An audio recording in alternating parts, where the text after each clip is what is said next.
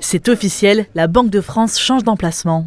Installée depuis 1886 rue d'Arcole, elle a quitté ses bureaux de 5500 m² pour de nouveau dans le quartier de Château-Creux.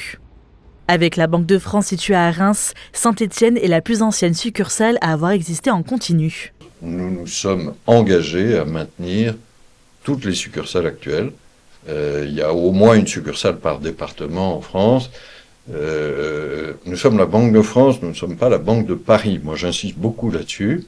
Alors, nous avons des missions qu'on appelle régaliennes, de stabilité de la monnaie, de stabilité financière. Nous surveillons les banques et les assurances, mais nous avons aussi beaucoup d'émissions de services en proximité.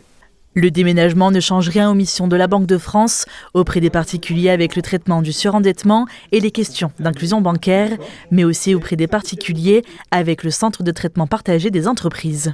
Si la Banque de France a déménagé, c'est pour 3 raisons spécifiques. De manière générale, la sobriété, faire des économies dans le sens où nous avons divisé les locaux par 10, nous sommes passés de 5500 m² à 550 m², avec bien sûr une empreinte écologique bien moindre. Ensuite, également pour l'accessibilité, c'est très important pour nos usagers.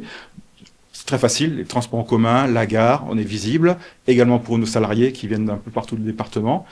Et troisième chose, également donner une image moderne de design. On est dans la ville du design, Saint-Étienne, donc c'est dans un immeuble design très moderne, comme vous l'avez vu, avec un cachet spécifique. Pour l'instant, le futur des anciens locaux de la Banque de France rue d'Arcole n'est pas encore défini. Mais le gouverneur s'amuse à dire que l'institution va rester 190 ans de plus dans les rues stéphanoises.